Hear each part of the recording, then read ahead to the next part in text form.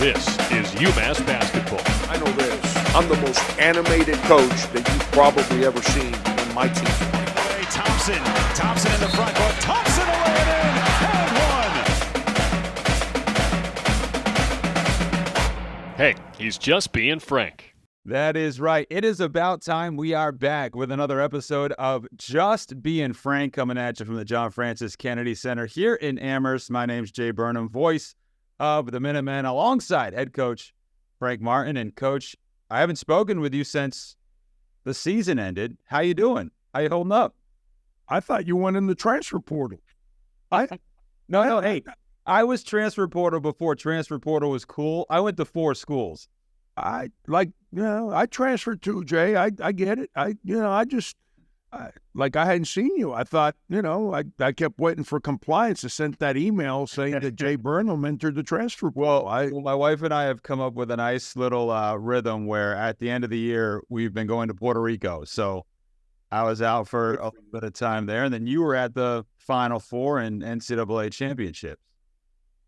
Yeah. That's, talking about the Final Four, that used to be the week that all coaches, high school, junior college, Division I, 2, 3, we all went there.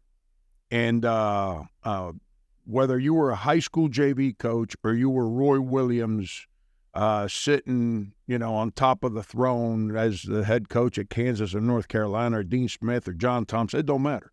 Yeah.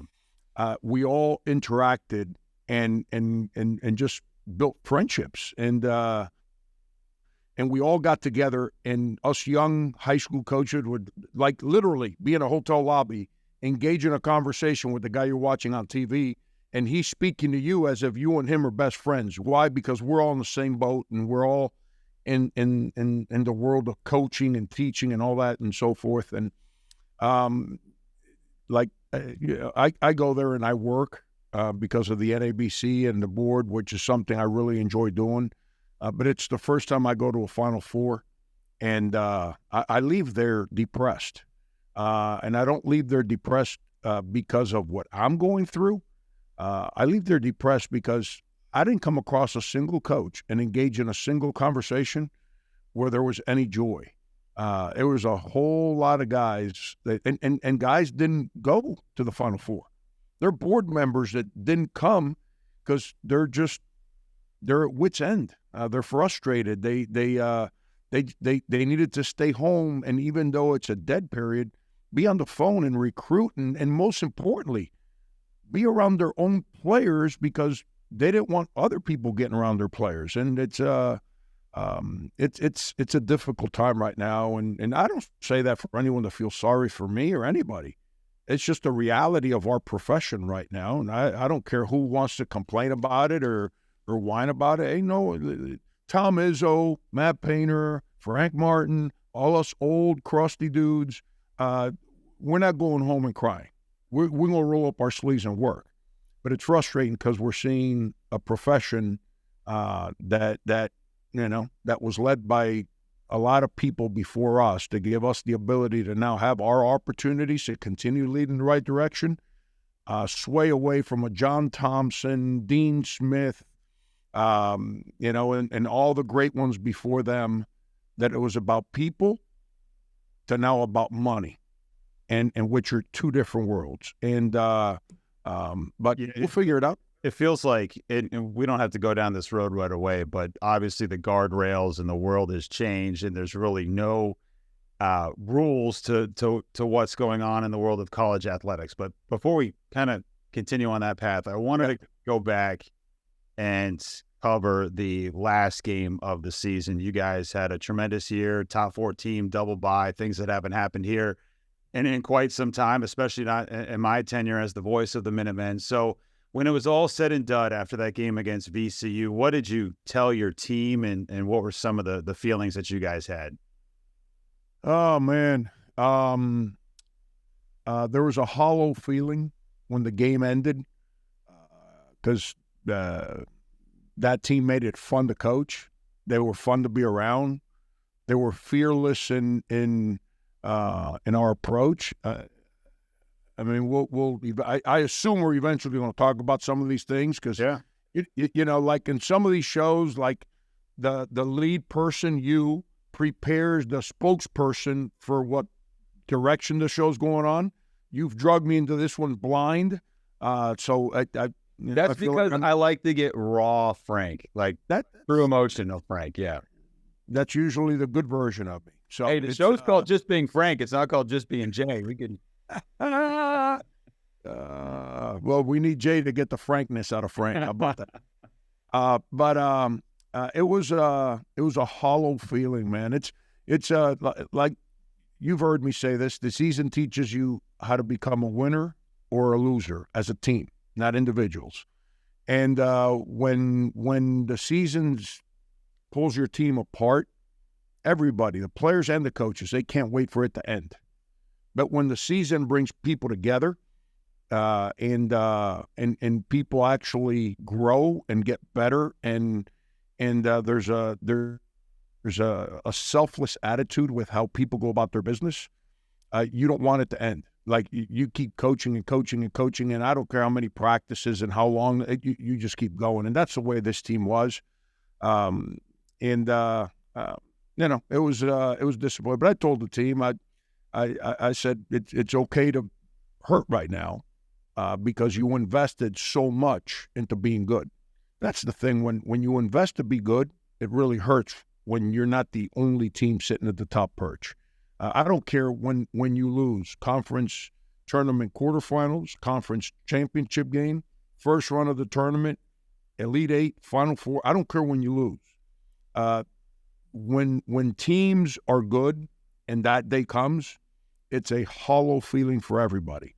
I wanted our guys to feel to be okay with being in sorrow. That's part of life. When you invest and things don't go the way you envision them going, but be proud enough that when you wake up the next day, you feel good about what you've done. And that was kind of the message I tried to share with the team. Do you feel, in hindsight now, where you had the bye week and then the double bye, that maybe there was a little bit of sluggishness at the start of that game against VCU in the quarterfinal? Now, we needed it, though, man. It's like, Jay, our 2 point guards, they couldn't practice, you know, and they both had the same injury, which is crazy. We thought it was turf toe, and luckily it wasn't. And they both had sprained big toes on I think one was left and one was right, and they couldn't move. Matt Cross was just beat up. We had to play so hard, and through physicality to be good. And there's nothing wrong with that. There's nothing to apologize for that. That doesn't mean we were inferior. No, that's who we needed to be good. And the guys did it. And because of that, we were good. But because of that, when you play through grace and free and out athlete people, you're not as beat up. We were, like the last game of the season against Fordham, there's games that you lose and you're like, how did we lose that game? Like St. Joe's at home. Yeah. After that game, I went home. I was like, how did we lose? Fordham was the opposite. Like, I went home and I was like, I got no idea how we won this game. We were down personnel. We didn't play good. We didn't make jump shots. But somehow, some way, the resilience of that team figured out a way to win, and that's what was fun about those guys. And that I was going to say GW game, the VCU game in the quarterfinals, we needed the days off because we had to heal physically. Guys tried to play even though they weren't healthy, specifically the 2 guards. But we got down. We just, like matchups. You've heard me say this. Matchups is a big, big problem. Like if you let's bring baseball in here, Jay. It's that time of year, baby. That time of year, we get to watch a little ball flying over fences. So if you're coming up to bat and you're a dead heat red fastball hitter, and I throw 99, that it's dead heat, that doesn't bother you. Now, if I'm painting the low outside corner with junk and you can't deal with that, I don't care how hard you hit the ball, you got no chance. And it's all matchups. And even though we beat VCU at home early in the year, we kind of caught them.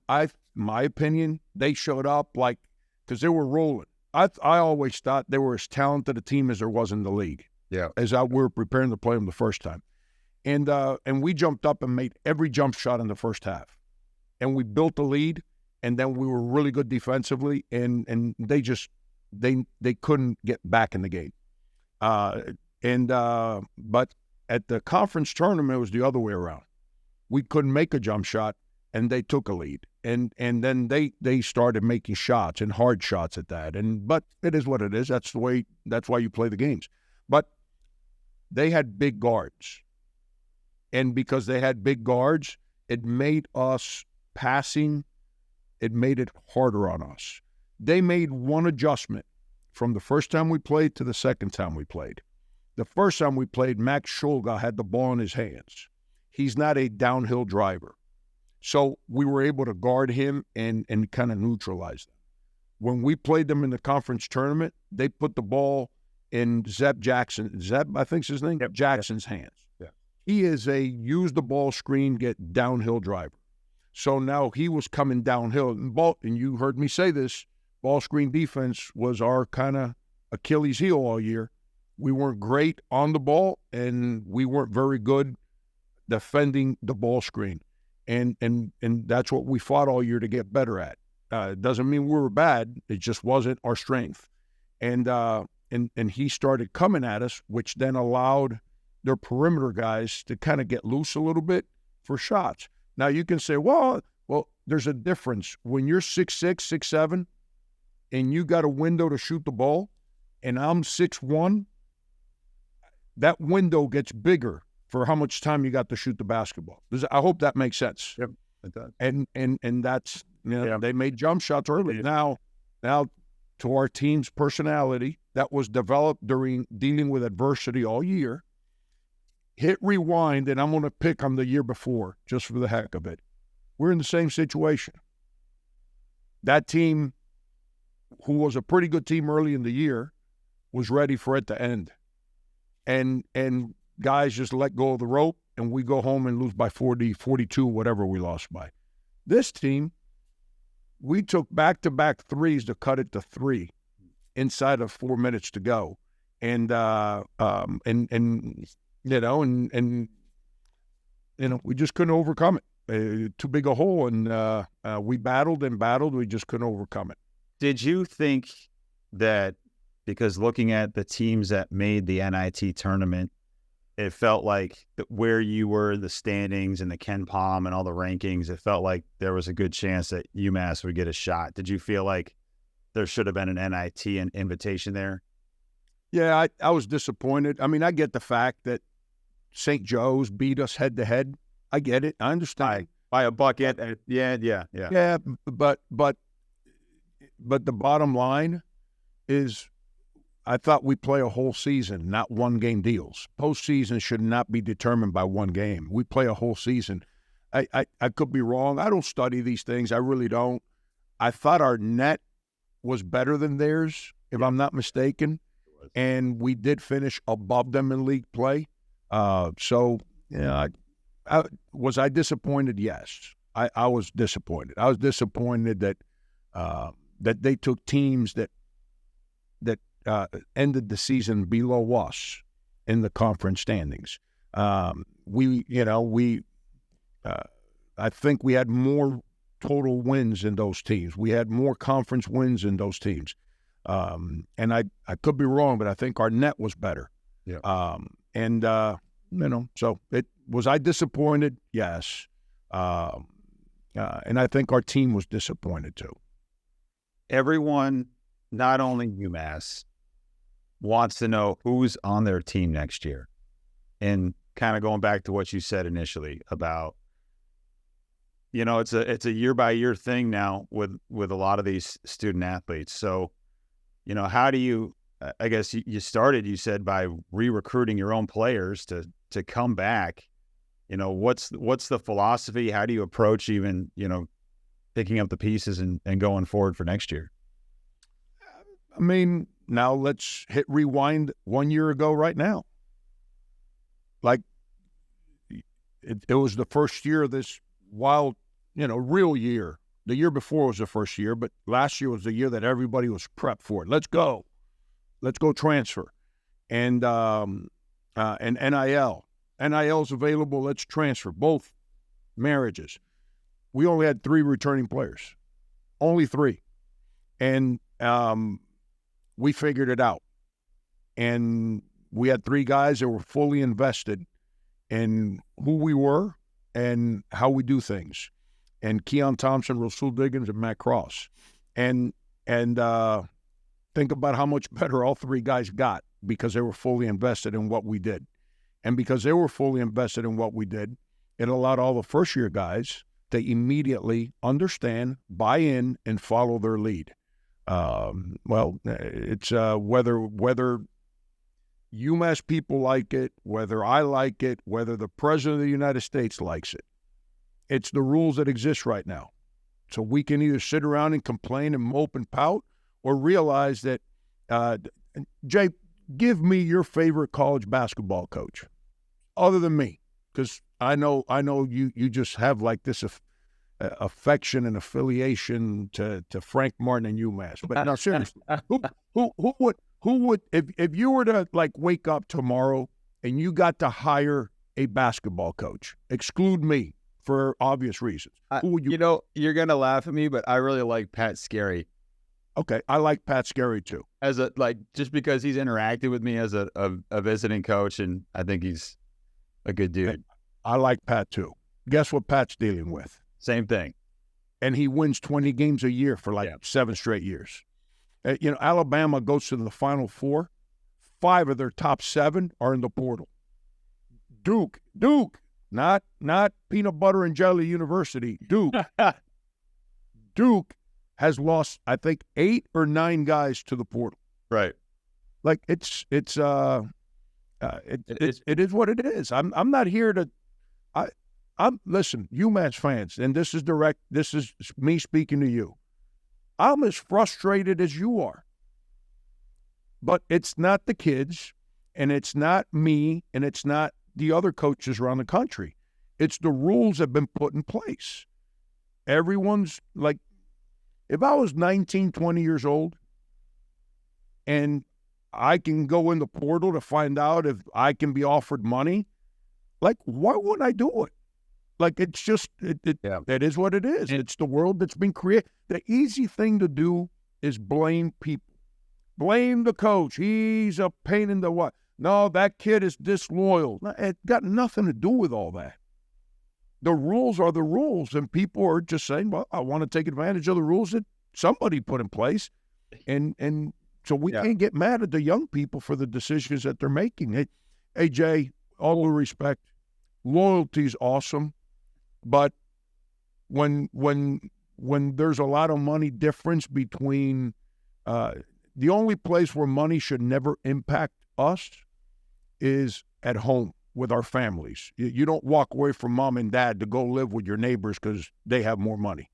Now, that happens, but it shouldn't happen. Right. And but it's I don't know. I don't have the answer. Just we'll figure it out. That's all I can tell you. Where, okay, you look at, Final Four team, they're losing guys to the transfer portal because really it's, I think, the lack of rules. And there's different states now passing legislation. I think Virginia just passed some. And guys are trying to find out, what they're worth and is it better for me to go somewhere else. So with all that said, I think you said that appropriately where it's not the school or the coach or the university, whatever. It's just that's the market that guys are trying to establish their value.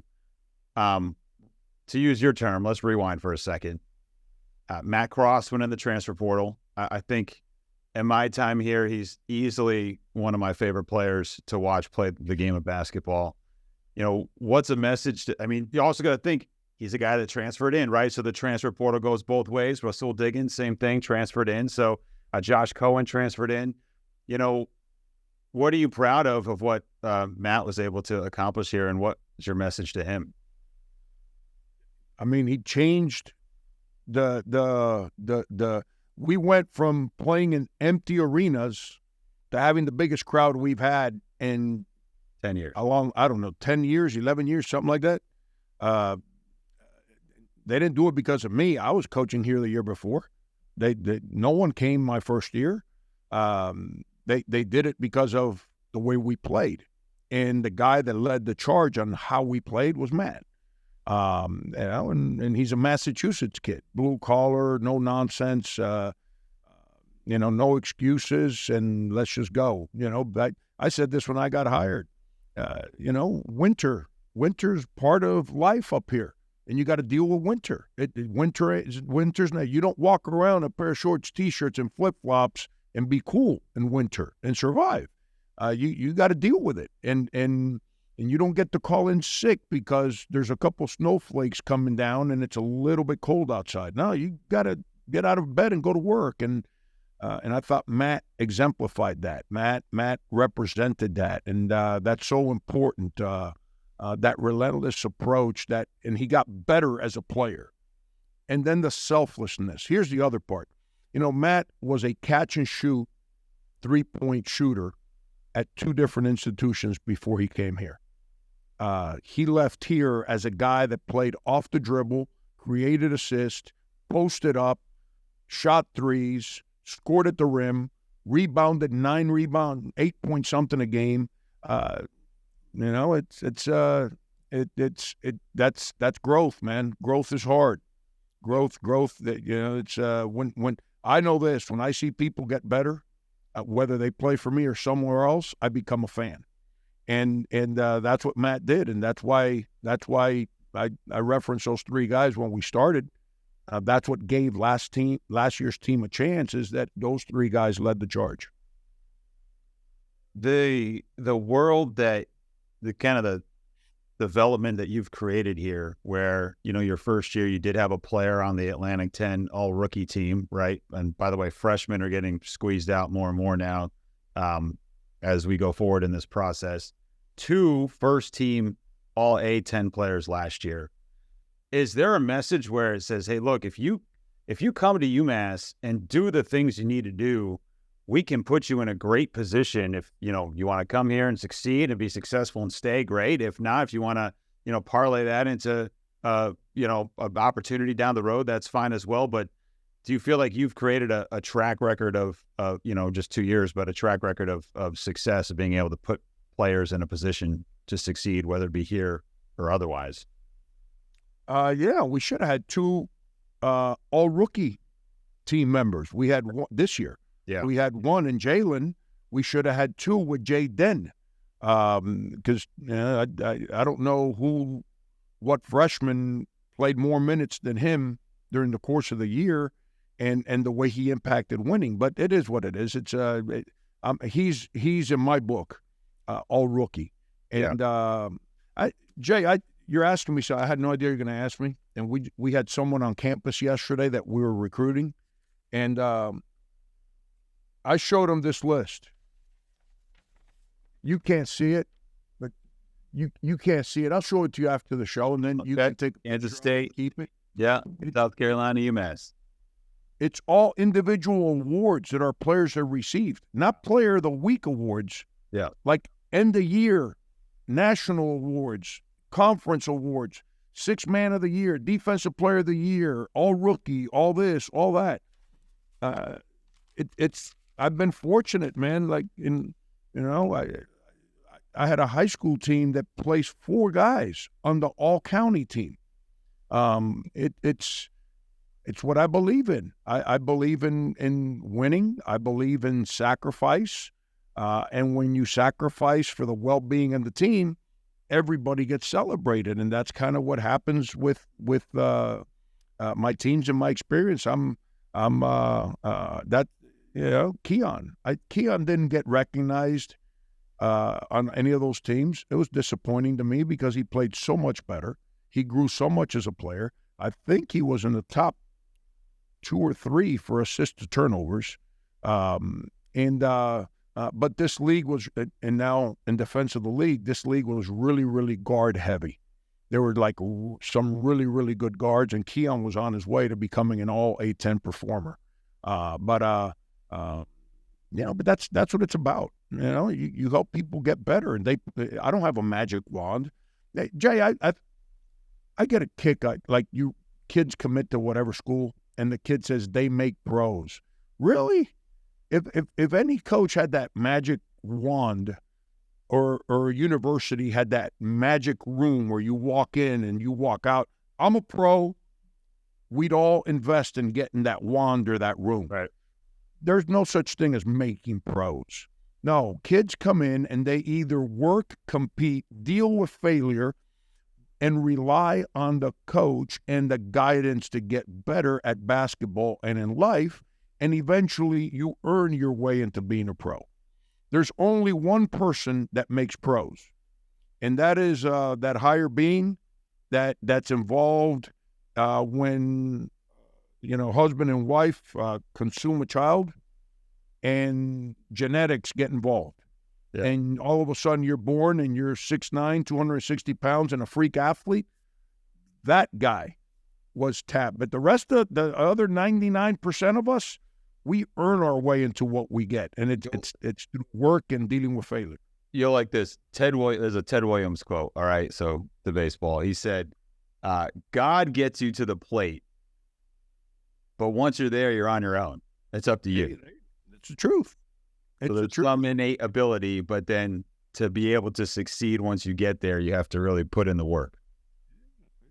There's a lot of talented people that fail. Why? Because they don't put in the work. And there's a lot of people that are less talented that live a lifetime of success because they're fearless of the work. And they don't pout, they don't blame, they don't cry. Well, I shouldn't say they don't cry. You do cry. Crying's part of it because failure hurts. It's okay to cry when you fail, but they don't pout. They wake up the next day and says, you asked me what I told the team. Here's something else I've told the team. I said, I'm really proud of you guys, man. When I walked in this building, you can argue we're the worst team in the league. And my first year, we were still in the bottom. And we took a huge step forward from 12, 13, whatever to 4. Okay, that's part of it. Regardless of how good we feel, it still wasn't good enough. That doesn't mean we stink. It doesn't mean that we got to hate each other. We got to be realistic when we look in the mirror and say, okay, we're 4th. Now we got to do things even a lot better.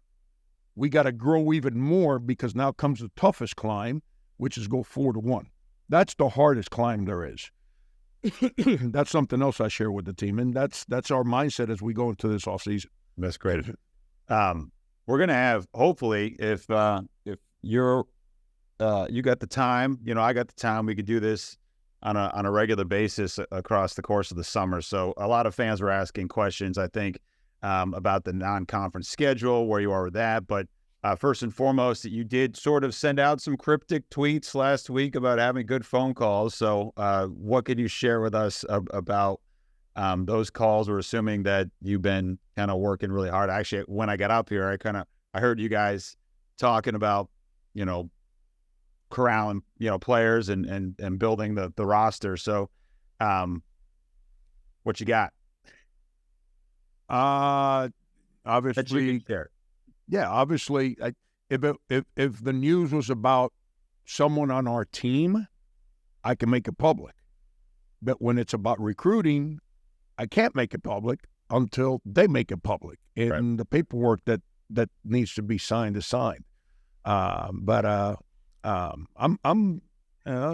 There's days I go home and I'm frustrated because I've learned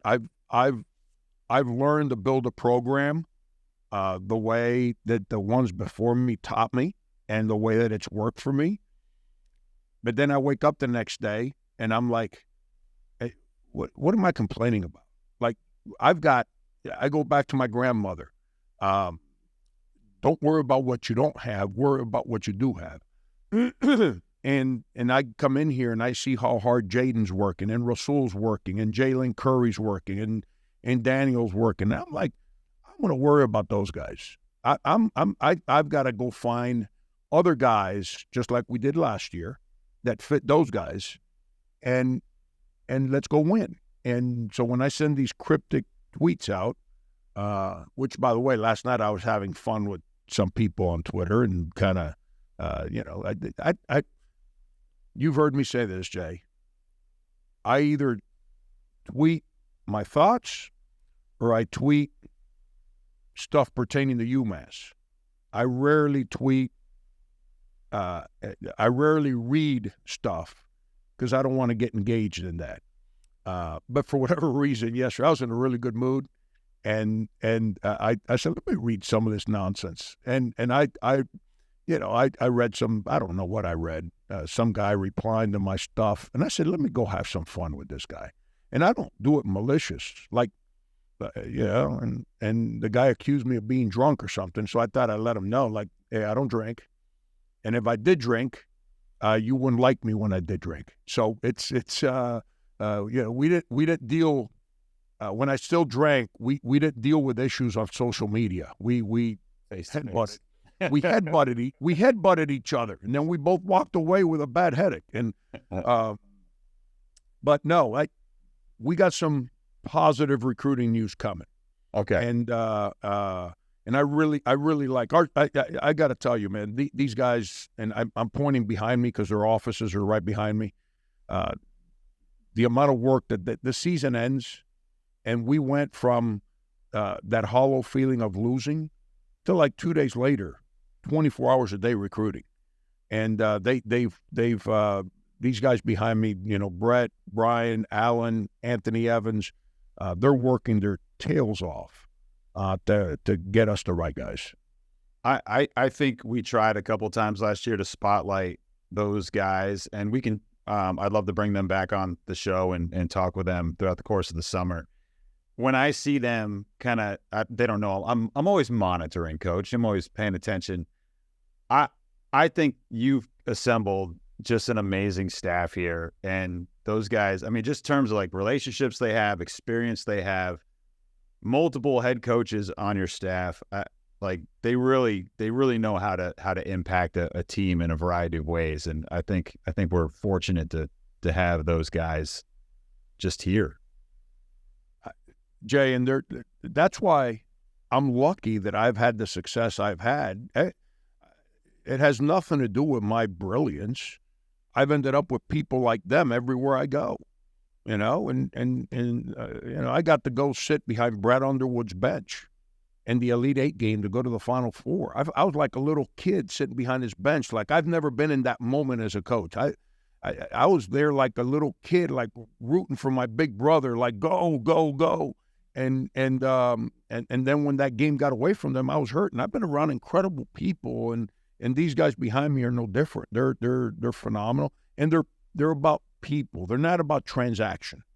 There's coaches that have always gone about this business in a transactional way, and they hire assistants that go about it in a transactional way.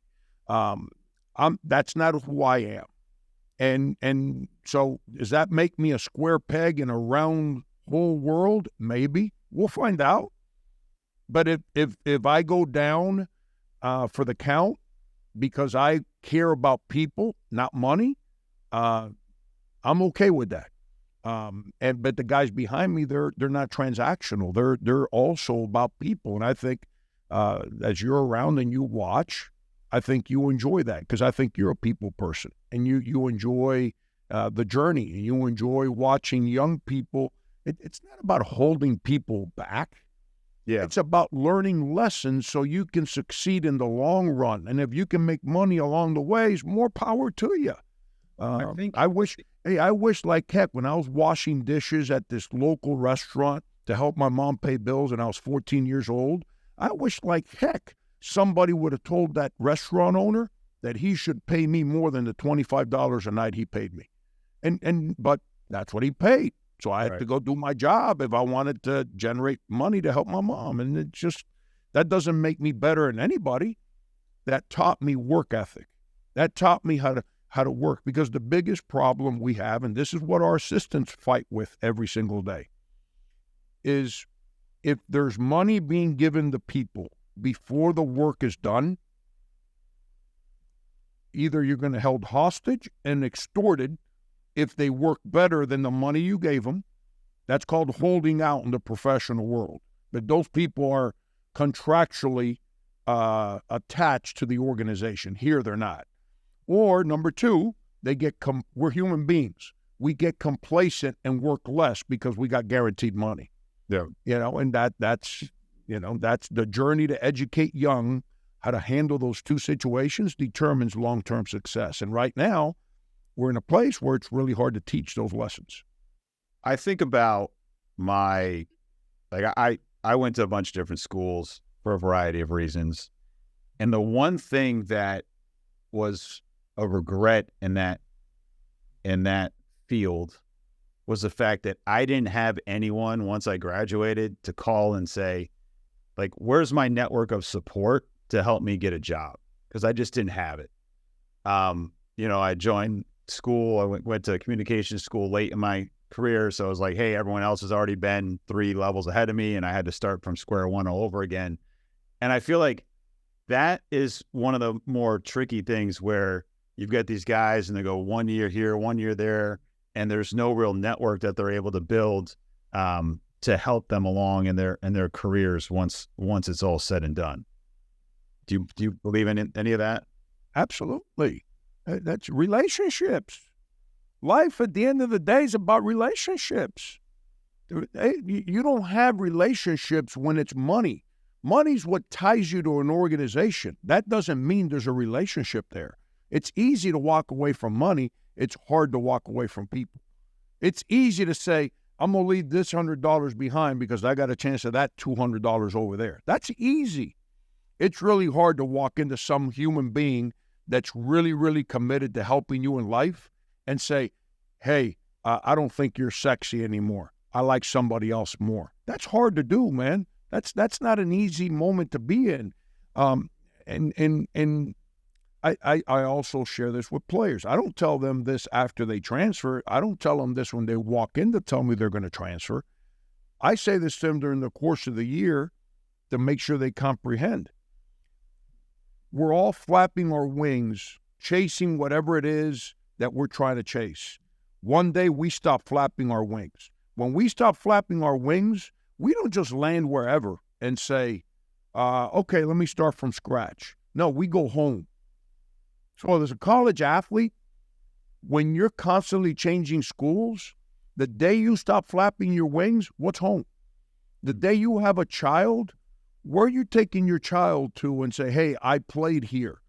And you walk in a building and people don't know who you are because you were there for a cup of coffee. So no one invested in you. You didn't build relationships with teammates or in that community to be a part of that fabric. We're losing that, man. And okay, so let's say we make $150,000. Awesome. How much fun is that money if you don't have a home? How much fun is that when you're 52 years old and you don't have a home? Like you don't get to go back. And Julius Erving, let's talk about him. What are his homes? Let me see if you know.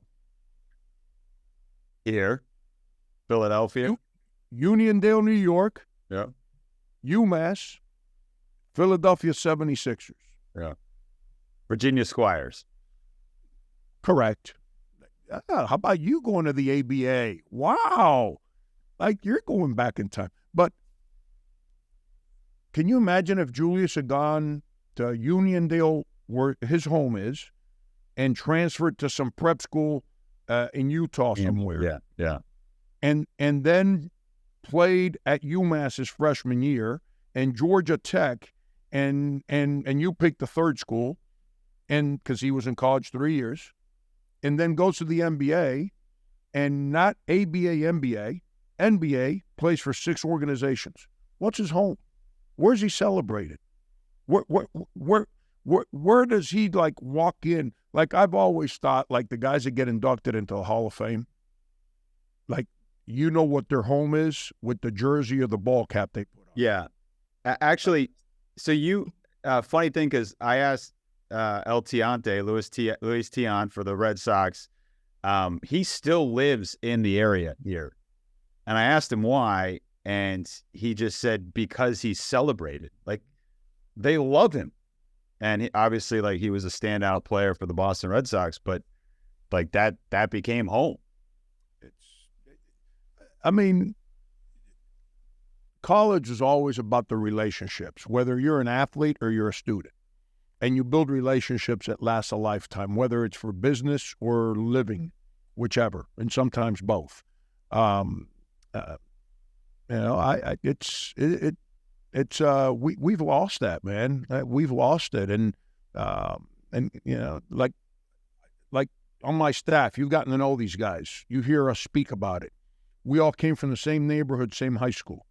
We lived as kids in the neighborhood, going to that high school, and then we attended the high school, and then we've continued to be a part of the high school. Some of these guys are going to 4 or 5 high schools. Like, where do they go back to and get celebrated? Like, one of the proudest moments of my career, which also happened for Doug Edwards, is getting inducted into the school's Hall of Fame. Like, I was choked up. I couldn't speak. Why? Because those are not because I had any success as the coach there. That's irrelevant. That's like because of how many years and all the relationships with my teachers, with people that were older than me, people that were my peers, and people that were younger than me, were created because of one building. That's when it's time to go, man, that's what gives you peace. No one cares about how much money you made or how many bills you can pay or what cars you owned or what vacations you afforded. No one cares about that. It's about the relationships that you have. That's what allows you to go in peace, man, because we all have that day coming. And we've lost that, man. I feel bad. I've got it. I'm at peace. Like, I feel bad for this. I tell my son, my oldest son, I tell my daughter, and I tell my youngest son, like, my oldest son went to 3 schools. He was at the first one for 3 years, and then he wouldn't have left the second one, but obviously I got terminated and he got sent out along with me. And so it's my job as a parent to give him a home. If it's something that he wanted to do. I didn't give him a home here because I had nothing better. I couldn't recruit somebody. I gave him a home here because he wanted to be here and I thought he could help us. But it's I don't know. I don't know, Jay. I don't know the answer, man. I just know. I think, just to reiterate, I think you are very much in favor of players being able to capitalize on their success and movement. It just seems like this 2-year stretch has really been wild west-ish, and I think it's tough on fans too. So that's why I feel bad. I don't feel bad for me. I don't feel bad for my profession. I don't feel bad for the players. I feel bad for fans. We've created a great atmosphere with college athletics because the college fan is different than the pro fan. Yeah. The college fan is either attended that university, or they invested money in that university, or they're part of the community that university impacts on a daily basis. And it's not just some corporate 500 company that owns 7 season tickets and they just pass them out amongst employees and whatever to go to games. It's a different deal, man. And I feel bad for fans. I really do. I mean that from the bottom of my heart. I'm scared that we're ruining college athletics with the lack of structure, the lack of continuity. There's no normalcy to this whole thing. Yeah. It's just wild. Like, I don't mean to drag you into, because I'm not going to use names, schools, people, but I've had coaches that are Hall of Fame coaches tell me that they've had players walk in the middle of the season and say, hey, man, my market value's changed since the beginning of the season. I need more money.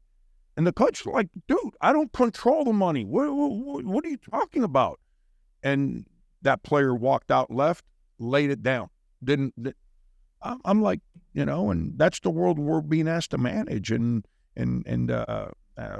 we've been extorted. Well, we have been extorted. Like players go in the portal, and then they come back and say, "Hey," and we don't know the numbers. right. We don't know what's being offered. We have no. Hey, I'll stay, and I'm not referencing anyone on our team on this. When I say we, I mean the profession.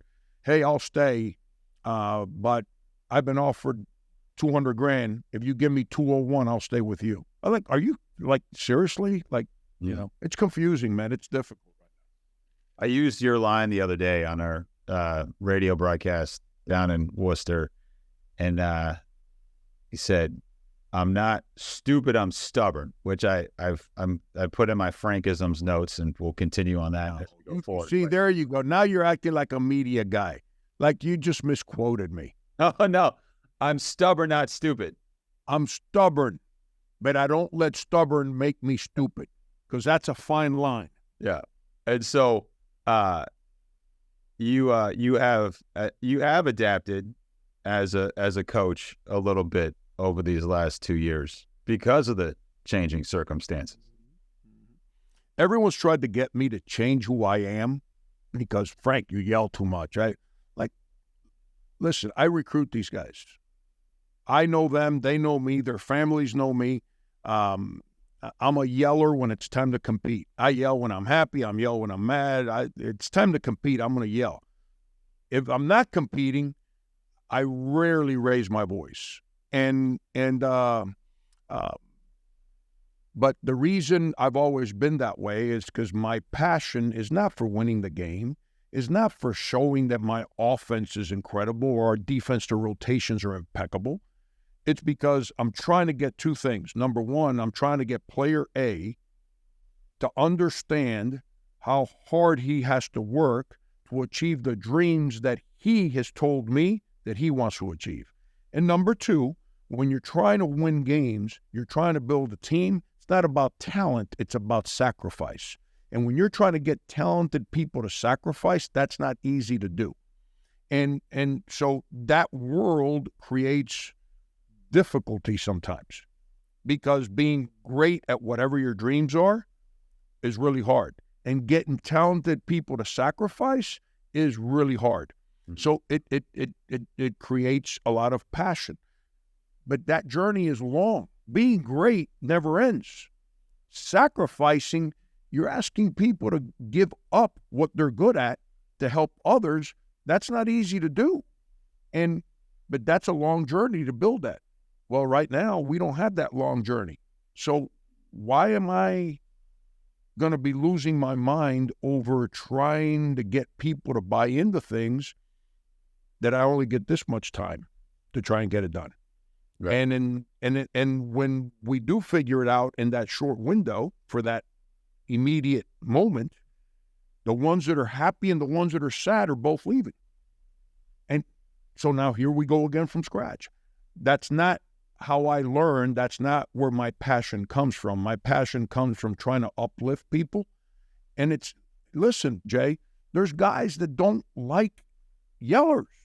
That's why they pick other schools. That's why I don't recruit certain players. That don't make them bad people. We got to recruit people that fit how we run an organization. And they got to choose schools based on where they can be impacted in a positive way as people. And that's why we recruit. It's not just Jay Burnham starts his recruiting service and he says Frank Martin's a 5-star. Okay, that means he's got a lot of talent. But Frank Martin better find what school where he connects with a coach that uplifts his 5-star, not drags his 5-star down. And that's why recruiting is so important. Okay, wrap it up here. Again, we'll be able to do these hopefully on a regular basis, so we can keep taking people's questions. But the biggest question surfaced was the out-of-conference, non-conference schedule. Yeah. What's the strategy as you put that together, and how is that coming together? Yeah, we and there's some, there's a couple games that people are aware of because they've kind of they're out there. I don't like marketing department Ryan Bamford and our marketing department, they've got a plan on how they want to release schedules and all that. I'm not into trying to outdo them to create noise. My first year, the schedule we played pretty much was inherited. Mm-hmm. Second year, we ended up playing a lot of home games, just the way the schedule broke, and some of the youth on our team. We had 8 freshmen. I made a plan going into the year that's how the direction we were going in. So we had to kind of protect our team a little bit early, more than anything, to allow us to grow. This year, we put a schedule together, not thinking that we're going to have, 6, 7 transfers, whatever it is. I've lost track. I used to know how many transfers we had. Now I know how many returners we got. That's how sad this thing is. I read a tweet the other day that said Boston College lost all 5 of their starting players. I mean, it just it is what it is, Jay. We're not going to keep commiserating. okay. You pick the school, and I promise you they've got 3 or 4 transfers at minimum. How many transfers you got? But we had an idea as we're putting the schedule together that the core of our team, majority of our team, was going to stay in place. And I've said this for a long time. I like coaching good players. Good players like playing in big games. And that's what it's about. You're around our team. When we played West Virginia last year, there was a certain going on with our players. They were excited about that. We played Georgia Tech. There was a certain going on because our guys were excited about that. We're going to keep challenging our guys with those kind of games. I think that non-con schedule, it's definitely the best one from a competitive standpoint that we've played since I've been here. We're still playing a game in Springfield. We're obviously playing in the multi-team event that was, released. Somebody released it. Mohegan, right? Correct. We've got the West Virginia return game. We will continue. We've got a home game against a team that was an NCAA tournament team this past season. We got road games and we've got guarantee games. It's our schedule's going to be hard. It's which is the way it should be. As a coach, you're miserable at the end of the year because you're tired. Yeah.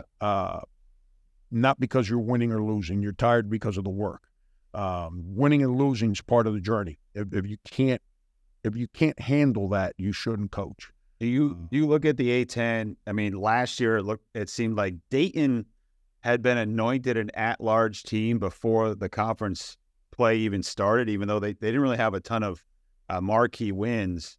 And then the A-10, has really tried their best to get 2 teams in. It used to be 3 and 4 here in the league. Do you factor that in to say, hey, look, if we want to even be in consideration for an at-large, we really have to stack it up in this what we can in the non-conference slate? Like, we've all fallen in love with the analytics and everything we do, and all that net stuff is a trick. Bottom line is it's no different. Dayton got a lot of credit last year because they beat St. John's with Rick Pitino on the sideline. And whether that's right or wrong, it's Coach Pitino. He's earned that kind of respect for how good he is at what he does. So when Dayton beat them, that gave them a lot of credit, even though St. John's was not an NCAA tournament team when the season ended. Yeah. So it's that's why you have to schedule coaches that are respected and programs that have attention in non-conference play. And then you got to go back and win league games. And, it's just simple as that. It's not complicated. And when you do that, then your metrics should be halfway decent. I used to like it when it was all about who you play, where you play, how many you win, how many you lose. I thought that was a pretty simple formula. But we've entered all these metrics, so now point differential. And if, like, for example, Jay, if I play your team and your team is really good defensively, we're probably not going to score a lot of points. Right. If your team plays in a real, like, methodical, slow way, it's going to be a low-scoring game, and you're really good defensively, our percentages are probably not going to be very good. We win, our number goes down because our metrics in the game are bad. That makes no sense to me. It's like the dumbest thing I've ever heard. I know. I think a lot of people are given the narrative I heard was that the Big 12 beat up on a lot of 300 Ken Palm teams and below, and then were able to boost their value. So I just want to get a couple questions from the fans as well. The Absolutely was the biggest one. Jay, Yeah. Jay, Yeah. I've been dealing with 24 hours of recruiting phone calls, of which 98% of them end up in a bad place. So doing this with you right now, it's kind of enjoyable. I'm really, really enjoying this. I'm glad we could find your joy somewhat. This is going to make you this is going to make you smile too. Stupak wants to know your all-time NBA starting five. Oh, wow. This is on the spot, by the way, so I apologize. NBA starting five. Yeah. Jordan,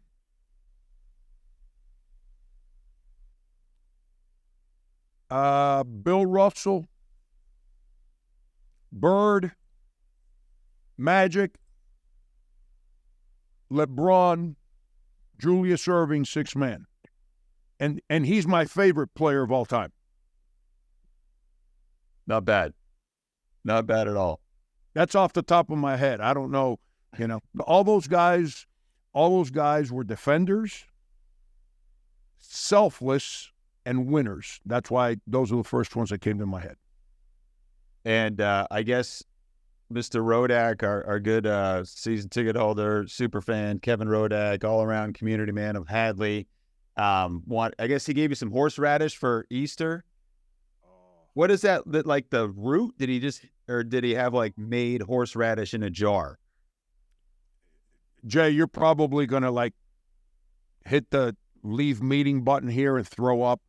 I love a good steak and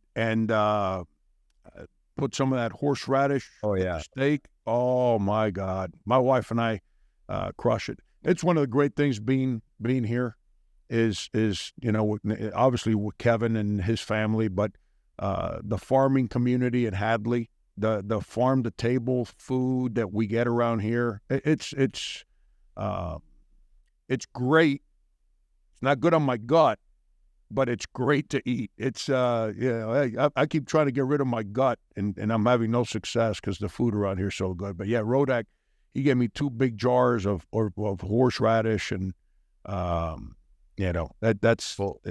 unbelievable. If he made it to the end of listening to this podcast, I'm putting my request in for some horseradish because I absolutely love it. Coach, good luck on the recruiting trail. Happy to keep seeing these guys working out in the gym, and we'll be talking. We'll be checking in, and we can kind of dive a little bit deeper into the development of some of these players and how things are looking like for the summer as we go forward. Thanks so much. Absolutely. Hopefully next time we do this, whenever you choose to do it, I'm available for you every day. But whenever you choose to do it, because your schedule. Hey, we have football spring game this weekend. Are you going to be there? Jay, come on.